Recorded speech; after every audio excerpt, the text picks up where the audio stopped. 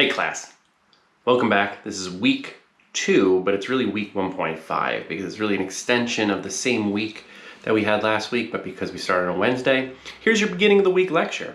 So technically today is our first lecture of the semester because this is the one that you'll basically start the class with. Now this is going to be pretty much the format of the class going forward. You're going to watch about a 15 to 20 minute lecture every Monday or so, Monday or Tuesday, depending on how the schedule works out. And you'll do the homework assignments, probably an assignment and a discussion during the week, which is due Sunday night, so I could then read that Monday morning and kind of put together another lecture, and it goes in that loop for the entire semester. As I said last time, you have to bring a lot of yourself to this as well because it is asynchronous, and that means that I can't be there to guide you, and there's no physical space to show up to aside from your computer and YouTube and the newsletter. So as long as you're keeping on top of this material, it shouldn't be that difficult to keep up with. If you have any questions, of course, you could always email. It's just very easy to just get in contact with me and ask questions about it. Let's go over some of the things in the class that we're going to be covering. So today's a bit of an introduction to social media. What is social media? How does it work? Why do we have social media and what do we do with it? First, I want to go over the poll. The majority of you filled out the poll so far, which is really great. Thank you. And so far, about 3/4 of you, 72% of you, consider yourselves to be fairly fluent in social media. I think that's a really good response rate. I think that's great.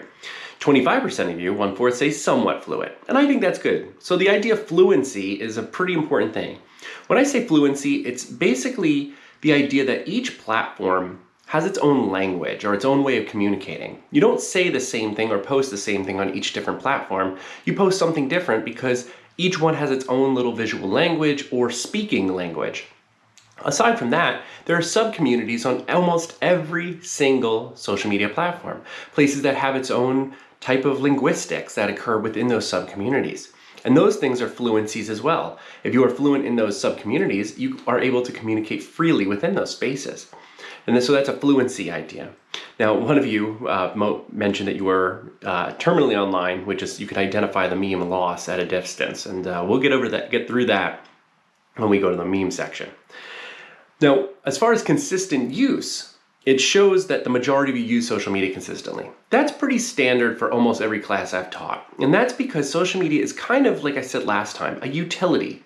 At some point in the last 150 years, there was a point when the telegram and electricity weren't actually part of everybody's life. Neither was plumbing.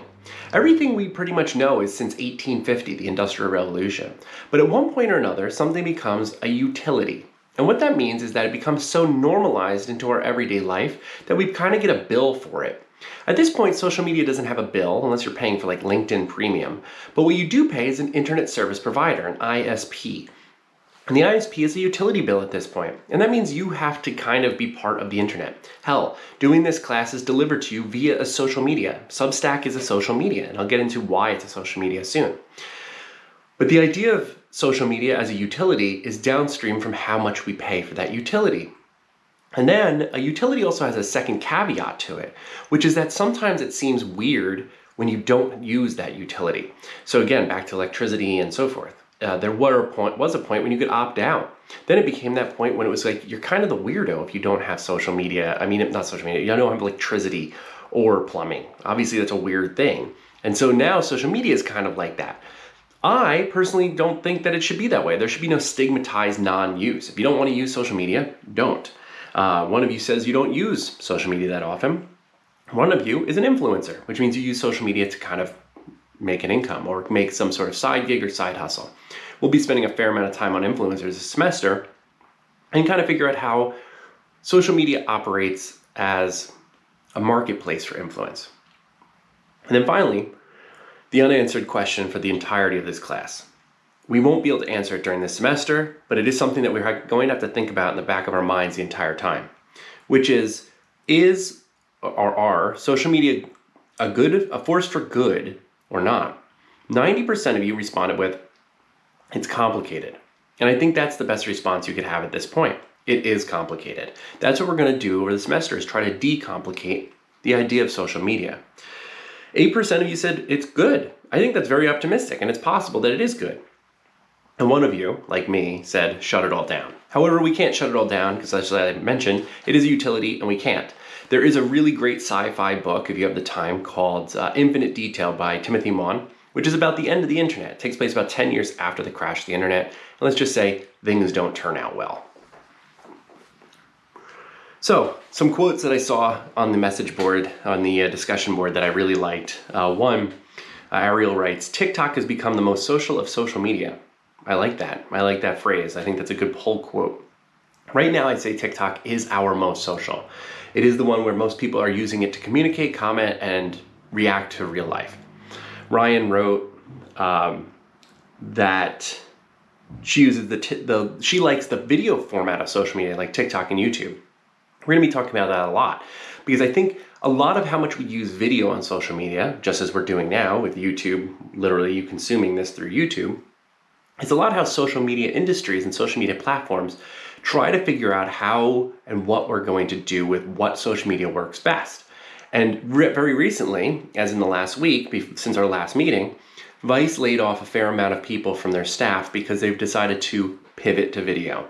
And this happens over and over and over again. And it's really not a wise plan. But this is because over and over they want to figure it out. However, video is the most expensive currency of social media. And what I mean by that is that we literally have the most amount of power when we make video. I've been studying YouTube since 2006, and I can tell you in depth of why there's so much power in video. For the most part, it's because of micro expressions. It's unlike most other media, you could see the micro expressions on our face. We could read more from non-speaking than speaking. Video adds all that nuance, the tone of your voice, the ability to see your hands and move around, whereas photos, pictures, and so forth are usually a presentation of that self. However, as we're going to learn in the next few weeks, just doing this is a presentation of ourselves. I am presenting, I am creating a character, a persona to deliver my speech to you. I don't speak like this on an everyday basis. That would be very much like the person that you don't want to meet at a party. So it's very much a way of delivering the talk to you through the camera. And that's why video nuance is important. Taylor is interested in how the social skills of children are affected. I think we're going to be going over that with our first assignment today. That's our generation-like assignment. And that is, while the documentary is a bit dated, it's about 10 years old now, it still goes into the very big origins of the era that we're in currently. I would say that at this moment, 2021, we do need a big leap forward than generation-like because TikTok obviously didn't even exist. Snapchat didn't exist. Actually, Snapchat just had come out when that documentary had come out. But those types of platforms have changed how we use social media. But the documentary Generation-like, which you'll watch for homework, is very much a diagnosis of how it affects children. Deanna is interested in how behind the scenes of creators and brands. Yes, we will be going over that. And Catherine is interested in meme life cycles, which I love a lot because we're going to be talking about that for a fair amount. At the Meme in the Moment festival that I was talking about in the last talk, that Callahan Rosenblatt of NBC News, she gave her entire talk on meme life cycles, and she did her talk on the life cycle of the Adult Swim trend and the Here Comes That Boy cat trend meme remixing. And I thought the life cycle of that was pretty interesting, but she was basically trying to explain that scales out. That becomes part of how we understand memes in general as something that is not something that's fixed. It is always evolving, always changing, and always adapting to the time and the audience around it. And in the next few weeks, we're getting into memes, which, as you know, is one of my favorite places to talk about, so we'll be talking about that. So let's do a brief history of social media. How did it get its name? How do we work with social media? Why is it social media? Is media social? Technically, yes, all media is social. Media requires an audience. It requires somebody to receive it. You could place media anywhere you'd like, but unless it's interpreted or delivered, it's a temporal aspect. Media is something that you place into time. You post it on a wall like graffiti, or you carve it into a rock, or you create a video. But one way or another, you've created something that's stuck and static, and it travels through time to a viewer, to where they interpret it. The social in social media is the comments, is the ability to communicate back with the creator. And that happened fairly recently, though that's been around for quite some time. But it's about time span collapsing. Media has existed in some form or another for about 35,000 years. But it wasn't until about the newspaper where you could communicate back to the writer. But even then, it would take some time to write a letter to the editor would post it, and sometimes maybe the editor would deliver that to the writer, who would maybe communicate back to you. Maybe. Social media today exists because comments are part of the form and the function. The reason why I called Substack a social media is there is a comment feature. You never have to use that, ever. That's just something that comes with the social media of Substack. They've decided to make newsletters social. But that's not original. It actually goes back to one of the first social media of our modern era, LiveJournal, which in the late 90s was a journal, and people could comment under it. LiveJournal most represents and looks like something like Tumblr today.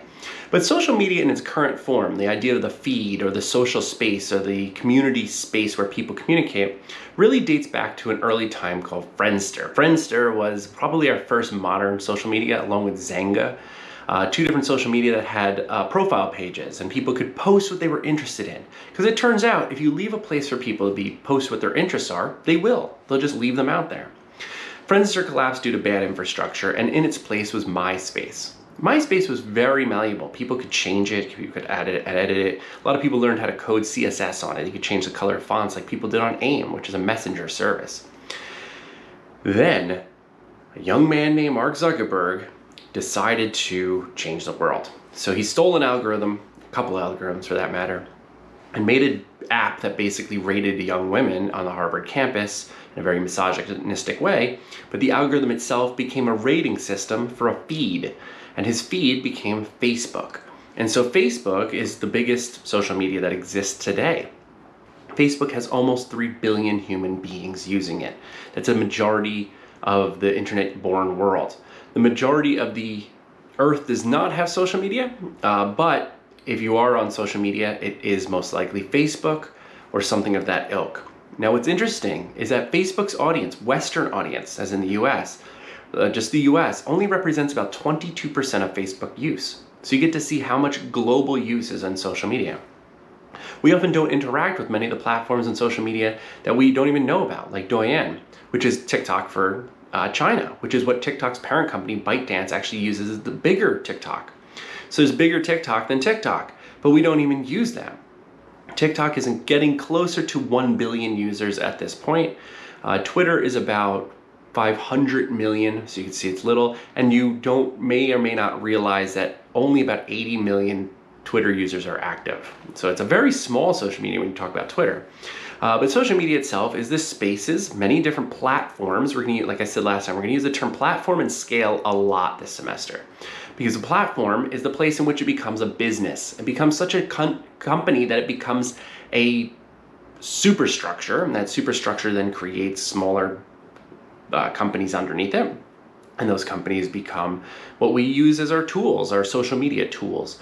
And so those are around at all places. We also have to remember that most social media is empty. There's nothing on social media.